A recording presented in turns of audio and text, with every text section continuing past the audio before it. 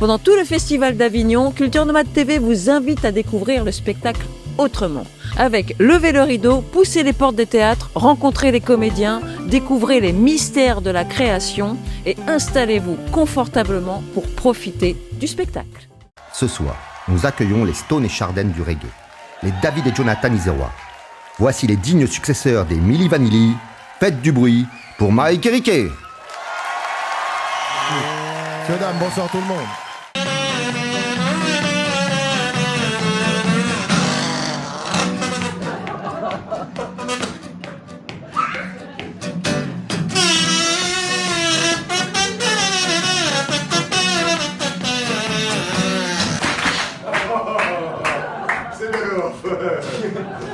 Ah non, attends, j'ai vachement mieux. Attends, j'ai vachement mieux.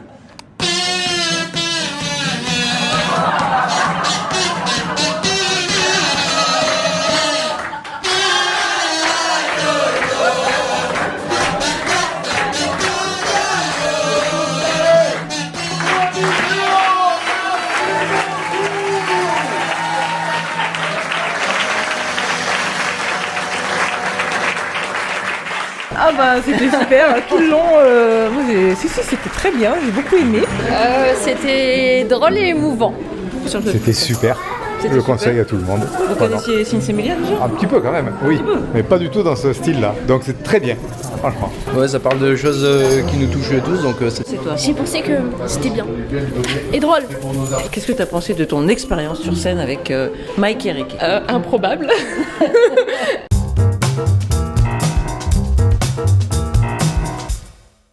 Donc nous sommes dans l'émission Lever le rideau et nous avons levé le rideau sur Mike de Sinsemilia avec un spectacle Tout le bonheur du monde ou presque. Et ce soir apparemment vous avez fait un spectacle unique. Oh bah chaque soir c'est unique. Chaque soir c'est unique. Après ce soir c'était un peu plus... Ouais, il y a eu du mouvement. Après, on est Riquet et moi sur scène. On se connaît comme je le dis depuis qu'on a 9 ans. Rien ne nous fait peur. C'est-à-dire, oui, ce soir, il s'est passé plein de trucs pas prévus, etc.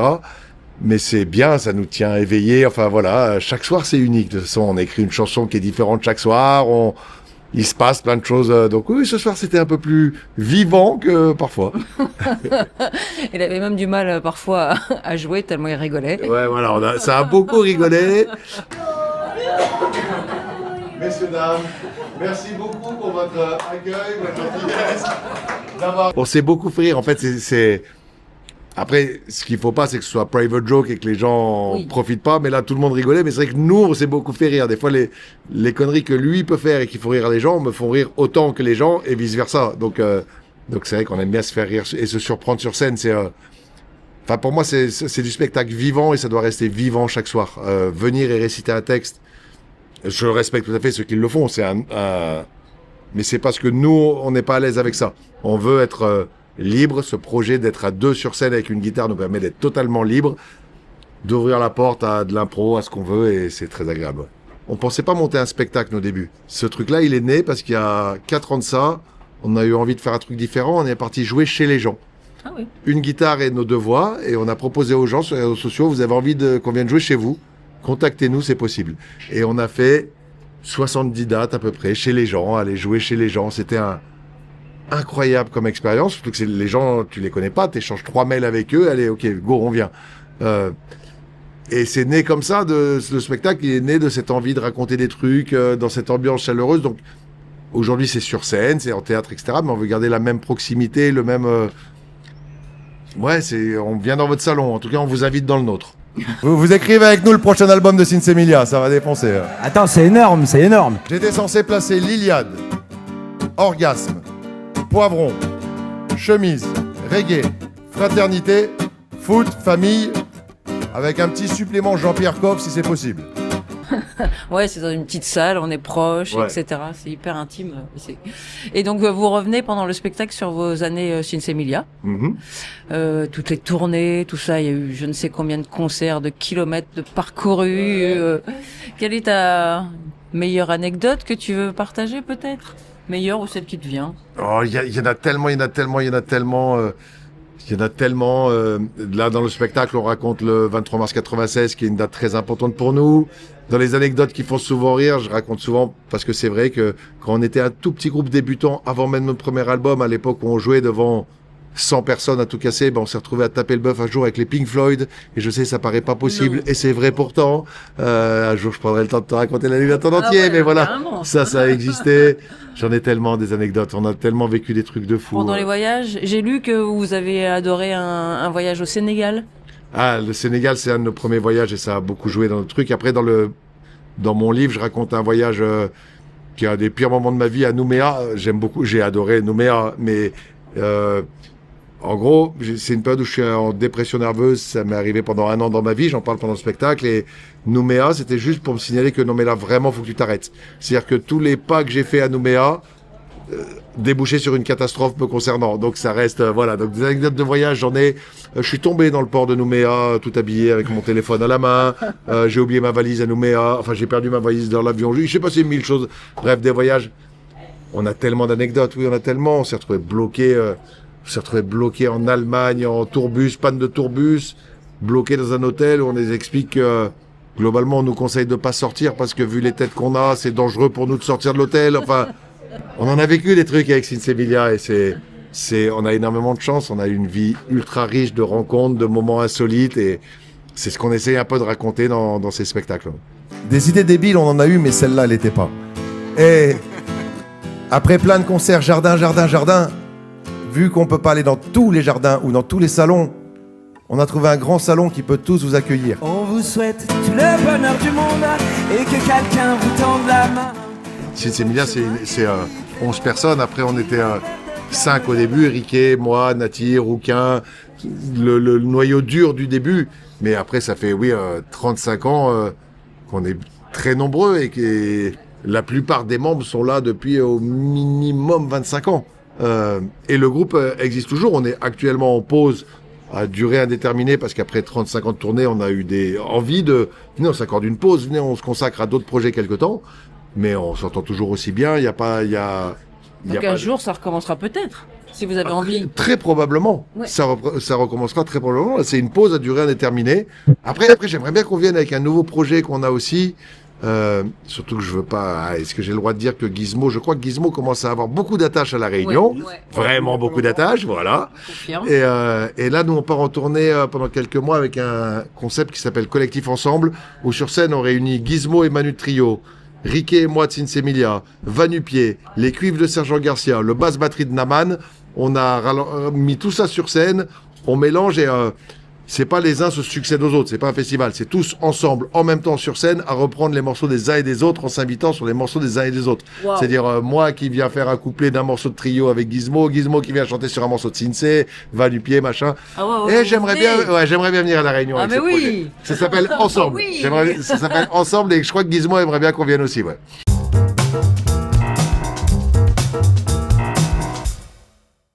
Donc après cette interview, on va diffuser un extrait. Et donc, quel extrait tu vas nous proposer aux spectateurs? Alors, je me suis beaucoup causé la tête pour qu'est-ce que je veux bien spoiler ou pas spoiler. Et en fait, je vais vous proposer un extrait du premier spectacle. Parce que là, vous venez de voir le deuxième. Et c'est exactement dans la même veine. Le deuxième étant une évolution du premier. Et l'extrait que je vous présente, c'est ce qu'on appelait, nous, le CV. C'est l'ouverture du premier spectacle. Et c'est de là que ça explique tout ce nos spectacles vont dérouler. Donc, le CV enregistré, je crois, à l'Européen, à Paris. Ok.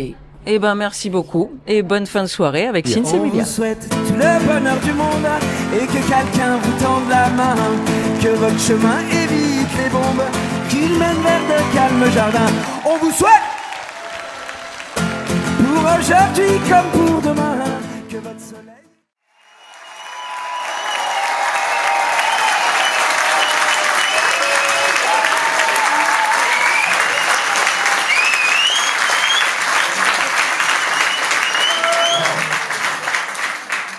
Bonsoir tout le monde, merci beaucoup pour l'accueil. Waouh, terrible.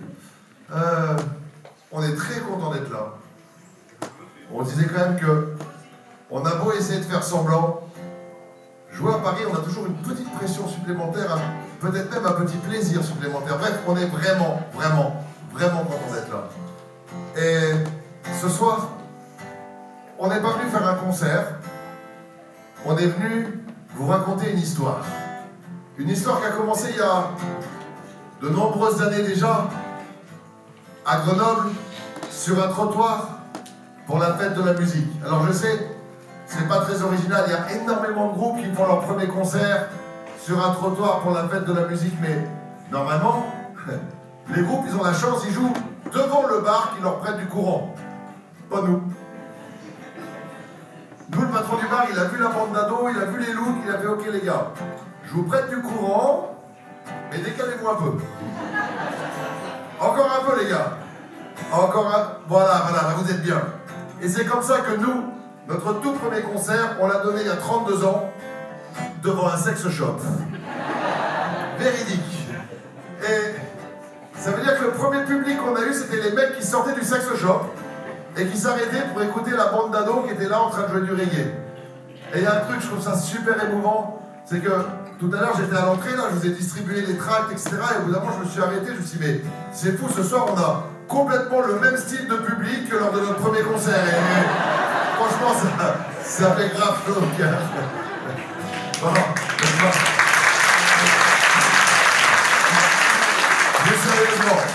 Plus sérieusement, on est venu vous raconter une histoire. Cette histoire, c'est un peu l'histoire de nos vies. Et pour vous la raconter, on est venu avec une guitare, 2 voix et nos sourires. On espère que vous aussi, vous êtes venus avec vos voix et vos sourires, et sans vos guitares, de préférence. Et si vous avez ça, il y a de quoi passer un bon moment. Mais j'ai quand même un truc qui m'intrigue énormément, là, quand je vous ai regardé tout à l'heure pour de vrai, rentrer un par un. Répondez-moi franchement. Qui n'a jamais vu le groupe Sinsemilia au complet en concert? Qui n'a jamais vu Sinsemilia en concert? Donnez-moi une main. Voilà, il me semblait bien que j'avais vu ça. Vous étiez où les 32 dernières années, monsieur Dame? Franchement. Bah, attends. Du coup, j'ai une autre question. J'ai une autre question parce que ça m'intrigue. Si vous n'avez pas vu Sinsemilia en concert, qui n'a à peu près aucune idée de qui sont les 2 vieux beatniks sur leur tabouret, là? Donnez-moi une main, si. Ok, il y en a quand même. Ok, il y en a. Ok, pas de souci. Pas de souci. On a pensé à vous. On savait qu'il y aurait des gens comme ça. On a pensé à vous. Parce qu'on est des gens ultra organisés. Faut pas se fier à la coupe de cheveux de mon ami. On est des gens ultra organisés dans la vie. Pour de vrai. Du coup, on est venu avec notre curriculum vitae. À la fin de ce morceau, le curriculum vitae, normalement, tout le monde situe à peu près qui on est. Envoie le CV, s'il te plaît. This is our music. This is our music. One life of music. Flashback Grenoble, années 90. Beginning of a story. Dans un local Savaise, entre 2 mois et split. Strictly reggae music. Apprentissage, on fait nos gammes sur le son des Raiders, sur le son des Wellers, gladiateurs de Steve. Sur un trottoir pour la fête de la musique. Rise up, play up some music. Play, we wanna play. Nous, tout ce qu'on veut, c'est jouer. Je traduis à cause de la sorte.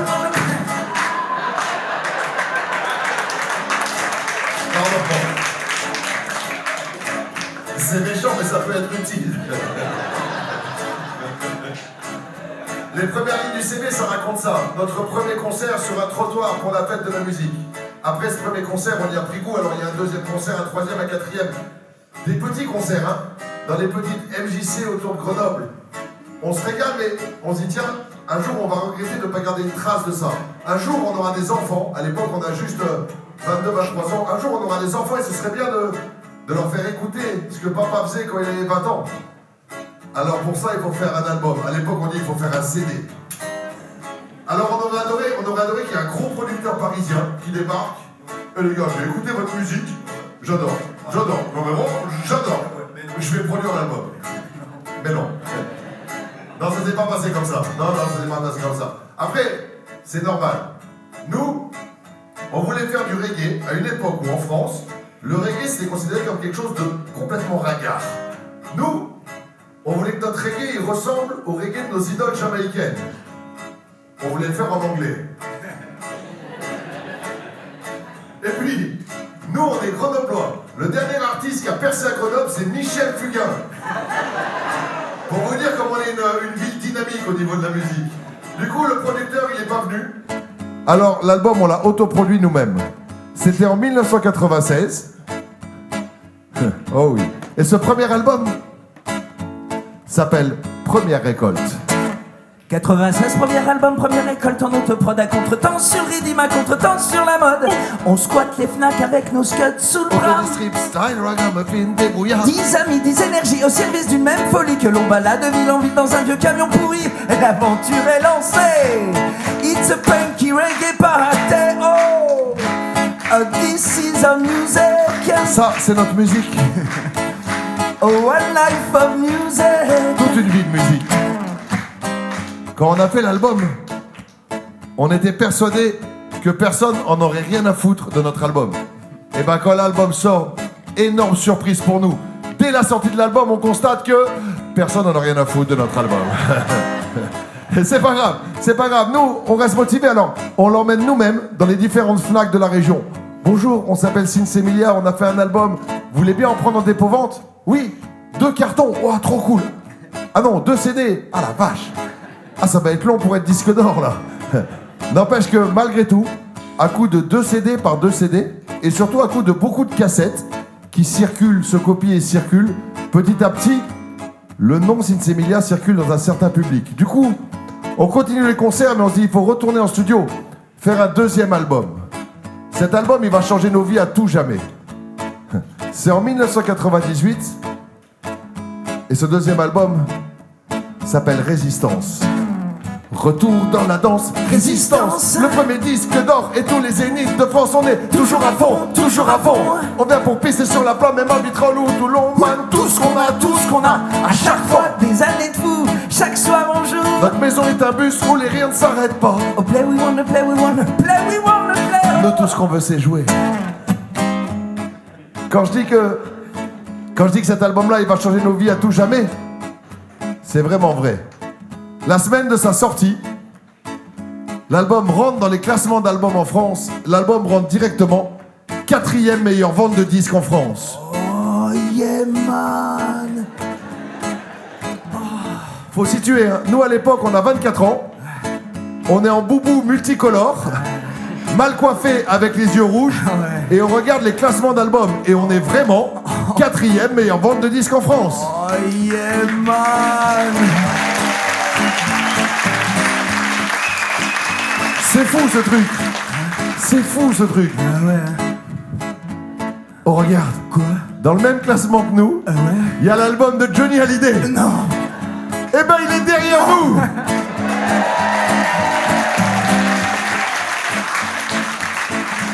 Et moi j'aime bien me dire que ailleurs, dans un bel appartement parisien, il y a Johnny Hallyday qui regarde les mêmes classements que nous.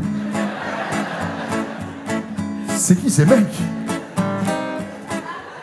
Yeah man. L'album disque d'or, l'album Résistance, il sera disque d'or en quelques semaines, très rapidement. Et nous là, nous on est ailleurs, on vit autre chose. On est dans les plus grandes salles de France et c'est complet soir après soir. On a du mal à comprendre ce qui se passe, mais on en profite chaque jour. Chaque jour il se passe de nouvelles choses complètement folles pour nous. Par exemple, je me souviens le jour où je débarque dans le tourbus avec un fax à la main. Ah ouais. C'est là qu'on voit qu'on n'est pas tout jeune. Expliquez aux plus jeunes, un fax c'est comme un email, sauf qu'il faut l'imprimer avant pour pouvoir le lire, mais sinon c'est pareil. Donc, je débarque dans mon bus avec un fax à la main en disant les gars, il se passe un truc incroyable. Incroyable. Alors celle-là, elle est incroyable. On est invité à aller chanter un Vivement Dimanche chez Michel Drucker. Oh man. Encore une fois, je vous invite à revisualiser, hein. Les boubous, les coupes de cheveux, les yeux rouges. Du coup, on hésite un peu. Chez Sinsemilia, quand il y a une décision à prendre et qu'on hésite, on vote à la main levée. Ok les gars, qui veut aller jouer chez Drucker? Et puis on réfléchit. Bien sûr qu'il faut y aller. Pour une fois qu'il y a une porte qui s'ouvre à la télé pour montrer autre chose que des clichés sur le reggae, bien sûr qu'il faut y aller. Quelle bonne idée. Quelle bonne idée. Tu sais, ce soir, on est dans une petite salle parisienne très agréable. Il y a un côté chaleureux et intime. Du coup, à eux, j'ai envie de raconter toute la vérité. Oh non, non, non. Si. Si, je sens que eux là, ils méritent toute la vérité, clairement. T'as vu l'accueil qu'on a reçu, etc. Ces gens-là méritent toute la vérité. On est d'accord, hein? C'est pas bien. La vraie vérité, c'est que cette première télé, à cause de lui, ça a failli être notre dernière télé. Je dirais même qu'à cause de lui, ce jour-là, ça a failli être la fin du groupe. Pourtant, lui et moi, on est inséparables. Depuis l'école primaire, depuis qu'on a 9 ans, je peux vous dire que notre amitié, c'est quelque chose d'extrêmement solide. Mais visiblement, il y a aussi le lien qui nous lie à tous les autres Sinsé et notre amour du reggae. Tout ça aussi, c'est solide. Mais visiblement, entre l'amitié, la passion pour le reggae, tout ça, ça fait pas le poids, visiblement, face à l'amour. Et lui, je l'ai vu ce jour-là. J'ai vu dans ses yeux ce qui se passait. Reste concentré. Tes amis, la musique. Ah oui, mais elle. Non, tes amis, la musique. Ah oui, non, elle.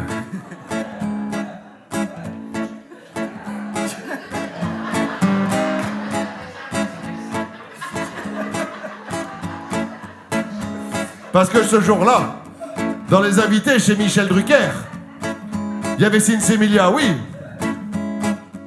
Mais il y avait aussi Mireille Mathieu. Coup de foudre capillaire réciproque. Je ne sais pas si vous voyez l'idée. Coup de foudre capillaire réciproque. Et soyons clairs, je ne me moque pas de Mireille Mathieu, pas une seconde. Énorme respect pour Mireille, énorme respect.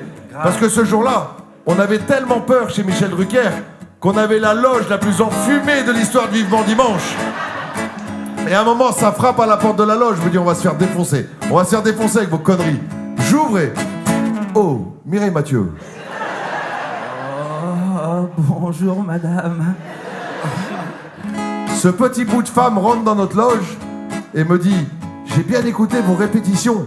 Les gars, j'adore la reprise que vous faites là. Et puis, je peux pas me permettre à cause de la gorge, mais qu'est-ce que ça sent bon dans votre loge. Énorme respect, Mireille. Mireille, si tu les entends. Donc, chez Michel Drucker, on était venu jouer ça. Mais les braves, j'en aime pas que l'on suive une autre route que... Petite reprise de Georges Brassens version reggae, présente sur l'album Résistance. On n'a pas choisi ce morceau-là de Brassens par hasard, hein. Non, les braves gens n'aiment pas que, on suive une autre route que. Faut savoir qu'à l'époque, dans les années 90, des blancs avec des locks, en France, il n'y en avait vraiment pas beaucoup. Des blancs avec des locks, à Grenoble, on a été les premiers. Il fallait voir le regard des gens sur nous. Ah mais qu'est-ce que c'est que ce truc? Ah mais qu'est-ce que c'est que ces mecs, t'as vu? Ah mais c'est dégueulasse. Ah le truc sur leur tête là, c'est dégueulasse. Et on est passé de c'est dégueulasse à hey, je vous ai vu chez Michel Drucker. Les gars, trop bien, on vous a toujours cru en vous, nous, on a toujours cru en vous.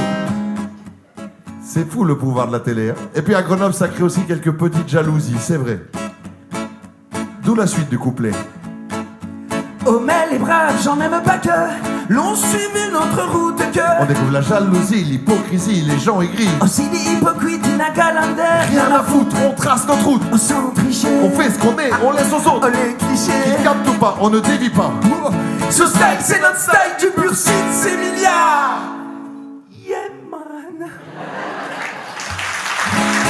This is our music. One life of music. L'album Résistance finira triple disque d'or.